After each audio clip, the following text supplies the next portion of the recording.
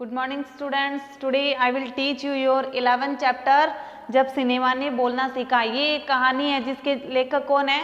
प्रदीप तिवारी। वो इसमें क्या बताते हैं? वो बताते हैं कि ये जो कहानी है वो सिनेमा के बारे में है। मतलब कि 14 मार्च 1931 की तारीख थी, वो ऐतिहासिक तारीख थी। क्यों? क्योंकि इस दिन भारत की पहली फिल्म, मतलब भारत की पहली बोलती हुई फिल्म थी, वो रिलीज हुई थी। इससे पहले मूक फिल्में बनाई जाती थी, मतलब उसमें सिर्फ और सिर्फ एक्शन किए जाते थे, उसमें आवाज नहीं आती थी। लेकिन 14 मार्च 1931 को क्या हुआ था? उस वक्त भारत की पहली फिल्म और फिल्मकार अर्देशीर ने एक फिल्म बनाई थी। ठीक है, मतलब कि वो उनके मन में ये ख्याल कब से आया? उन्होंने 1929 में एक मूवी देखी थी, एक हॉलीवुड मूवी थी। उसको देखकर उनके मन में भी एक फिल्म बनाने का ख्याल आया और उन्होंने 14 मार्च 1931 को एक फिल्म बनाकर तैयार कर दी थी। अब देखो इस फिल्म में क्या बताया गया है? वे सभी सजीव हैं जो सांस ले रहे हैं, 100% बोल रहे हैं। 18 मुर्दा इंसान है वो जिंदा हो चुके हैं और उनको बोलते बातें करते देखो। देश की पहली सवाक फिल्म, यानी कि देश की पहली बोलती हुई फिल्म आलम आरा के पोस्टरों पर विज्ञापन की ये पंक्तियां लिखी हुई थी। मतलब कि देश की पहली फिल्म बनी थी 14 मार्च 1931 को। ठीक है, और वो फिल्म कौन सी थी? आलम आरा। उसके पोस्टर पे क्या लिखा हुआ था? कि वे सभी सजीव है जो सांस ले रहे हैं, 100% वो पूरी अच्छी तरीके से बोल रहे हैं और 78 जो मुर्दा इंसान है वो जिंदा हो गए हैं। उनको बोलते बातें करते देखो। ये जो डायलॉग्स थे वो किस पे लिखे हुए थे? आलम आरा फिल्म के पोस्टर पर लिखे हुए थे। 14 मार्च 1931 की वह ऐतिहासिक तारीख भारतीय सिनेमा में बड़े बदलाव का दिन था। 14 मार्च 1931 का जो दिन था वो भारतीय सिनेमा में बहुत बड़ा बदलाव था। किस वजह से था? क्योंकि उस वक्त भारत की पहली फिल्म बनी थी। इससे पहले सिर्फ और सिर्फ जो मूक सिनेमा था वो ही सबसे लोकप्रिय था। ठीक है, मतलब उसमें सिर्फ और सिर्फ एक्शंस किए जाते थे, उसमें आवाज नहीं होती थी। जब भारत की पहली बोलती फिल्म जिस साल प्रदर्शित हुई थी उसी साल कई मूक फिल्में भी विभिन्न भाषाओं में बनी थी। जिस वर्ष ये जो मूवी थी आलम आरा ये रिलीज हो चुकी थी, उस वक्त कई मूक फिल्में भी बनी थी, मगर बोलती फिल्मों का नया दौर शुरू हो गया था। क्योंकि ये उस वक्त पहली फिल्म बनी थी और ये मूक फिल्मों से ज्यादा प्रचलन में आ चुकी थी। पहली बोलती फिल्म आलम आरा बनाने वाले फिल्मकार थे अर्देशीर एम ईरानी। इसके जो फिल्मकार थे वो कौन थे? अर्देशीर एम ईरानी। इन्होंने 1929 में मैंने आपको बताया था कि उन्होंने एक हॉलीवुड मूवी देखी थी जिसका नाम था शो बोट, और उसको देखकर ही इनके मन में मूवी बनाने का ख्याल आया था। उनके मतलब पारसी रंगमंच के एक लोकप्रिय नाटक को आधार बनाकर उन्होंने उस फिल्म की पटकथा बनाई थी। मतलब कि उन्होंने रंगमंच पर एक नाटक देखा था, उस नाटक को देखकर इनके मन में मतलब वो जो फिल्म की कथा थी वो पूरी तरीके से आ चुकी थी। इस नाटक के कई गाने भी थे। इन्होंने क्या किया? उस नाटक के कई गानों को ज्यों का त्यों अपनी फिल्मों में ले लिया। एक इंटरव्यू में अर्देशीर ने उस वक्त कहा था, हमारे पास कोई संवाद लेखक नहीं था, गीतकार नहीं था। मतलब कि इनका जब इंटरव्यू लिया गया था, जब फिल्म पूरी बन चुकी थी तब इनका इंटरव्यू लिया गया था, तो इन्होंने इंटरव्यू में क्या बताया कि ना तो मेरे पास कोई संवाद लेखक था और ना ही संवाद क्या होते हैं फिल्म में की जाने वाली बातचीत। तो ये क्या बताते हैं कि ना तो वो कोई संवाद लिखने वाला था, ना ही मेरे पास कोई गीतकार था, ना ही मेरे पास कोई संगीतकार था। इन सब की शुरुआत सिर्फ मुझे ही करनी थी और मैंने इन सब की शुरुआत लोगों को करके दिखाई। अर्देशीर ने फिल्म के गानों के लिए स्वयं की धुनें चुनी। वो क्या बताते थे कि मेरे पास कोई गीतकार भी नहीं था और संगीतकार भी नहीं था, सब कुछ अरेंज मुझे ही करना था। तो इन्होंने क्या किया? स्वयं की अपनी धुन बनाई। फिल्म के संगीत में महज 3 वाद्य यंत्रों का प्रयोग किया गया है। मतलब कि इन्होंने अपनी मूवी में सिर्फ 3 ही वाद्य यंत्रों का प्रयोग किया गया है, जिसमें तबला, हारमोनियम और वायलिन है। आलम आरा में संगीतकार या गीतकार में स्वतंत्र रूप से किसी का नाम नहीं डाला गया था। आलम आरा जो मूवी है उसमें किसी भी संगीतकार या गीतकार का नाम नहीं डाला गया, क्योंकि इन्होंने वो सब काम है वो खुद ही संभाला था। इस फिल्म के पहले पार्श्व गायक बने WM खान और पहला गाना था दे दे खुदा के नाम पर प्यारे अगर देने की ताकत है। और इस फिल्म का पहला गाना कौन सा था? दे दे खुदा के नाम पर प्यारे अगर देने की ताकत है। आलम आरा का संगीत उस समय डिस्क फॉर्म में रिकॉर्ड नहीं किया जा सका। मतलब आलम आरा का जो संगीत था वो उस समय डिस्क फॉर्म में रिकॉर्ड नहीं किया जा सका। डिस्क फॉर्म क्या होती है, एक जो सॉन्ग होता है उसको रिकॉर्ड करने का यंत्र होता है, तो उसमें रिकॉर्ड नहीं किया जा सका। फिल्म की शूटिंग हुई तो साउंड के कारण ही इसकी शूटिंग रात को करनी पड़ी। मतलब कि फिल्म की शूटिंग कब हुई थी, बाकी जो मूक फिल्में थी वो तो प्रकाश मतलब दिन में बनती थी, लेकिन ये जो मूवी है साउंड की वजह से कब बनाई गई, इसको रात में बनाई गई थी। मूक युग की अधिकतर फिल्मों को दिन के प्रकाश में शूट कर लिया जाता था, मगर आलम आरा की शूटिंग रात में होने के कारण इसमें कृत्रिम प्रकाश की व्यवस्था भी करनी पड़ी थी। यहीं से प्रकाश प्रणाली जो आगे फिल्म निर्माण का जरूरी हिस्सा बन चुकी थी, मतलब यहीं पर जो कृत्रिम प्रकाश है उसकी शुरुआत हुई थी। और मतलब ये जो कृत्रिम प्रकाश है ये इस फिल्म का बहुत ही इम्पोर्टेंट हिस्सा बन चुकी थी। आलम आरा ने भविष्य में कई स्टार और तकनीशियन तो दिए ही थे। मतलब आलम आरा मूवी में जिन लोगों ने काम किया था वो आगे जाकर बहुत ही ज़्यादा फेमस हो चुके थे। अर्देशीर की कंपनी तक ने भारतीय सिनेमा के लिए 150 से अधिक मूक और लगभग 100 सवाक फिल्में बनाई थी। मतलब आलम आरा ने क्या किया था, आलम आरा फिल्म में जिन लोगों ने काम किया था वो बहुत ही ज़्यादा फेमस हो चुके थे, और फिर इन्हीं लोगों ने 150 से अधिक मूक फिल्में, मतलब जिसमें सिर्फ और सिर्फ एक्शन किए जाते वो मूवी बनाई थी। और 100 मूवी कौन सी बनाई थी, बोलने वाली बनाई थी। Alam Ara film Arabian nights जैसी फैंटेसी थी। मतलब इसमें आलम आरा फिल्म में अरब देश की रातें जैसी फैंटेसी थी, और फैंटेसी मतलब हास्य विनोद से भरी हुई थी, ठीक है। और फिल्म ने हिंदी उर्दू के मेल वाली हिंदुस्तानी भाषा को लोकप्रिय बनाया था। ये कौन सी भाषा में बनी हुई है, हिंदुस्तानी भाषा में बनी हुई है। इसमें गीत संगीत तथा नृत्य के अनोखे संयोजन किए गए हैं। मतलब कि इसमें अलग अलग तरीके के गीत, अलग अलग संगीत और अलग अलग नृत्य किए गए हैं, जिसकी वजह से ये बहुत ही ज़्यादा फेमस हो चुकी थी। फिल्म की नायिका जुबेदा थी। इस फिल्म की नायिका हीरोइन कौन थी, जुबेदा थी। और इस फिल्म के नायक मतलब इसके हीरो कौन थे, विट्ठल थे। वे उस दौर के सर्वाधिक पारिश्रमिक पाने वाले स्टार थे। मतलब जो विट्ठल थे वो बहुत ही ज़्यादा परिश्रमी थे, और अगर वो कोई भी काम करते थे, अगर कोई भी मूवी बनाते थे वो बहुत ही मेहनत से बनाया करते थे, ठीक है। बहुत बड़े स्टार माने जाते थे उस समय। उनके चयन को लेकर भी एक काफ़ी प्रचलित में आया था। विट्ठल को उर्दू बोलने में मुश्किलें आती थी। मतलब जब उनको उस मूवी के लिए चयन किया गया था तो उस वक्त उनके सामने बहुत सारी मुश्किलें आई थी। क्यों? क्योंकि विट्ठल को उर्दू बोलने में बहुत सारी प्रॉब्लम्स को फेस करना पड़ता था।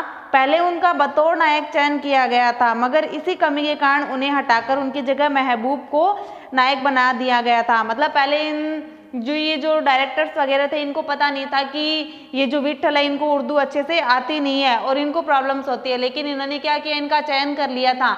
बाद में इनको पता चला कि जो विट्ठल है उनको तो उर्दू बोलने में काफ़ी प्रॉब्लम्स फेस करनी पड़ती है। तो उस वजह से क्या हुआ था, जो फिल्म्स के डायरेक्टर है उन्होंने क्या किया, विट्ठल को हटाकर उनकी जगह महबूब नाम के आदमी को इसमें नायक बना दिया। इसकी वजह से क्या हुआ, विट्ठल थे वो बहुत ही ज़्यादा नाराज़ हो चुके थे, और उन्होंने क्या किया, अपना हक पाने के लिए उन्होंने उन पर मुकदमा कर दिया था कि इन्होंने पहले तो मुझे सेलेक्ट कर लिया और उसके बाद ने मुझे यहाँ से निकाल दिया।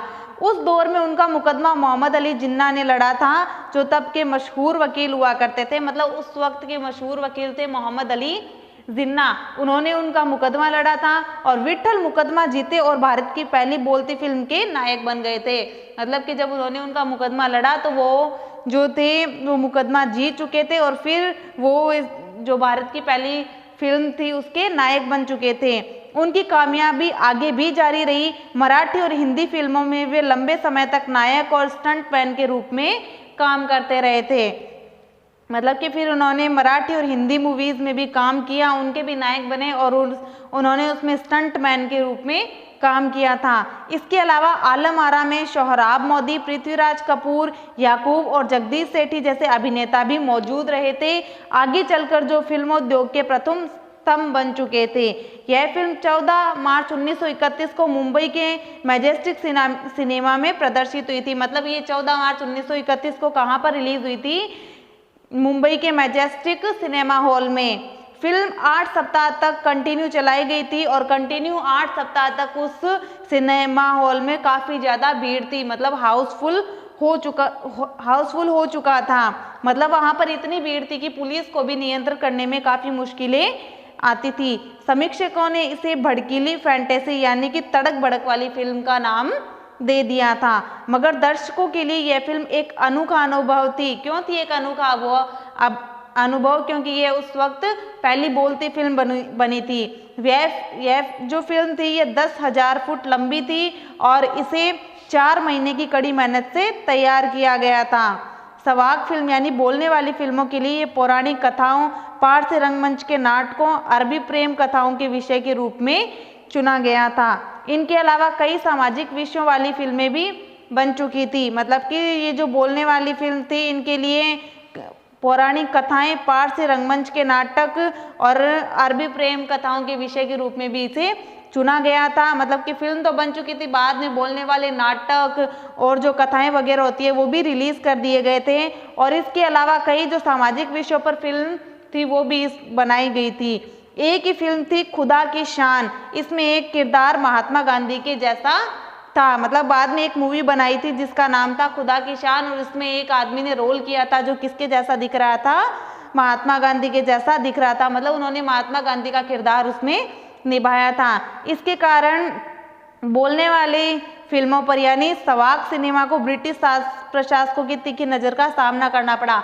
मतलब उन्होंने उस वक्त क्या सोचा था कि हाँ इसमें जो है वो महात्मा गांधी जी है वही काम कर रहे हैं। उसकी वजह से क्या हुआ, अंग्रेजों की जो नज़र है वो सिनेमा पर तीखी नज़र पड़ चुकी थी उनकी। सवाक सिनेमा के नए दौर की शुरुआत करने वाले निर्माता निर्देशक अर्देशीर इतने विनम्र थे कि जब 1956 में आलम आरा के प्रदर्शन के 25 वर्ष पूरे होने पर उन्हें सम्मानित किया गया। उन्हें भारतीय सवाक फिल्मों का पिता कहा गया। मतलब देखो क्या हुआ, वो बहुत ही जो ये अर्देशीर थे वो बहुत ही ज़्यादा मेहनती थे। तो क्या हुआ था कि जब सवाक सिनेमा के नए दौर की शुरुआत हुई थी उस वक्त जब 1956 में इस मूवी को पूरे 25 साल हो चुके थे, तब इनको भारतीय सवाक फिल्मों का पिता कहा जाने लगा और उन्हें सम्मानित किया गया। तब उन्होंने उस मौके पर कहा था कि मुझे इतना बड़ा खिताब देने की ज़रूरत नहीं है, मतलब मुझे इतना सम्मानित करने की ज़रूरत नहीं है, मैंने तो देश के लिए अपने हिस्से का ज़रूरी योगदान दिया है। मतलब मैंने अपने लिए कुछ नहीं किया, मैंने ये मूवी बनाकर देश के लिए ही कुछ ना कुछ किया है। जब पहली बार सिनेमा ने बोलना सीख लिया, सिनेमा में काम करने के लिए पढ़े लिखे अभिनेता अभिनेत्रियों की ज़रूरत भी शुरू हो गई थी। मतलब जब पहली बार सिनेमा ने बोलना सीख लिया यानी कि जब इनमें बोलने वाली मूवीज़ रिलीज़ होने लगी उस वक्त क्या हुआ था, उस वक्त पढ़े लिखे अभिनेता और अभिनेत्रियों की मतलब हीरो हीरोइंस की ज़रूरत पड़ने लग गई थी, क्योंकि अब संवाद भी बोलने थे। पहले तो क्या होता था सिर्फ एक्टिंग करनी होती थी, लेकिन अब तो संवाद मतलब डायलॉग्स वगैरह थे वो बोलने की ज़रूरत पड़ गई थी। मूक फिल्मों के दौर में तो पहलवान जैसे शरीर स्टंट करने वाले और उछल कूद करने वाले अभिनेताओं से काम चल जाया करता था। मतलब मूक फिल्मों में तो क्या होता था, जो स्टंट करने वाले थे और जो पहलवान जैसे शरीर रखने वाले व्यक्ति थे उनसे काम चल जाया करता था, क्योंकि उन्हें संवाद नहीं बोलना पड़ता था। लेकिन अब की जो मूवीज़ है उनमें संवाद बोलना पड़ता है, तो इसीलिए उनमें पढ़े लिखे व्यक्तियों की ज़रूरत होने लगी थी। इसलिए आलम आरा के बाद आरंभिक सवाक दौर की फिल्मों में कई गायक अभिनेता बड़े पर्दे पर नज़र आने लग गए। मतलब ये जो मूवी बनने के बाद में काफ़ी चेंजेस हो गए थे, तो जो गायक थे, जो अभिनेता थे वो बड़े पर्दे पर नज़र आने लग गए थे। हिंदी उर्दू भाषाओं का जो महत्व था वो बहुत ही ज़्यादा बढ़ चुका था।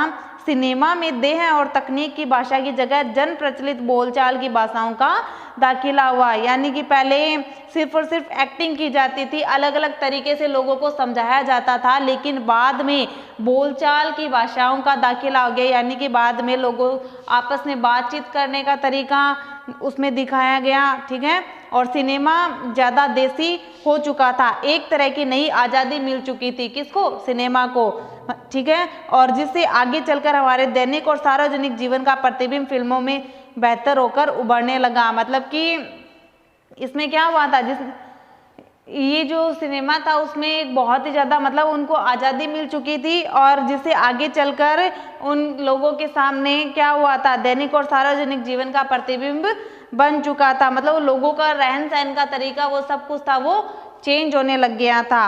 अभिनेता और अभिनेत्रियों की लोकप्रियता का असर उस दौर के दर्शकों पर भी खूब पड़ा था। इसका क्या मतलब हुआ कि अभिनेता और अभिनेत्रियों की लोकप्रियता का असर, मतलब यहाँ ये है कि जो लोग थे वो क्या करते थे, वो जिस तरीके से फिल्मों में एक्टिंग होती थी ठीक उसी तरह वो खुद पे भी दोहराने लग गए थे। उस वक्त जो अभिनेता और अभिनेत्रियां थी वो जिस तरीके से फिल्म में रहती थी या जो रियल लाइफ में भी ठीक वैसे का वैसे ही होने लग गया।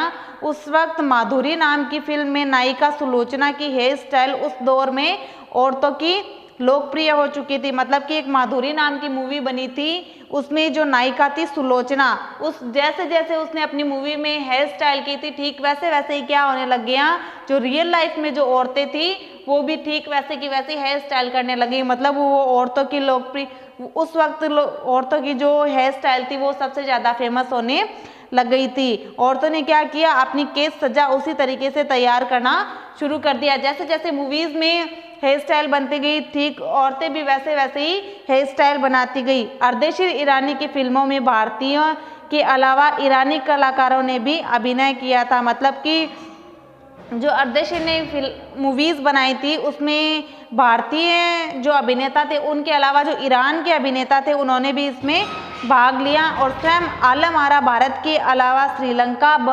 म्यांमार और पश्चिम एशिया में पसंद की गई। मतलब ये जो मूवी है उसको कहाँ पर पसंद किया गया, भारत के अलावा श्रीलंका, म्यांमार और पश्चिम एशिया के देशों में भी इस मूवीज़ को काफ़ी ज़्यादा पसंद किया गया। ये जो मूवीज़ थी वो बहुत ही ज़्यादा फेमस हो चुकी थी।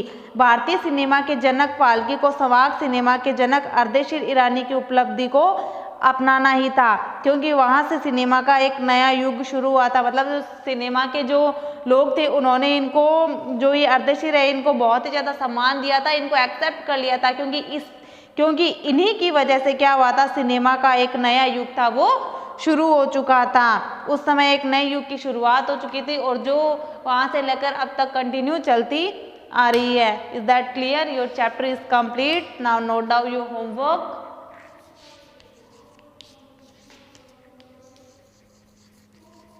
Read chapter 11 and do word meaning in your notebook. Is that clear? Thank you.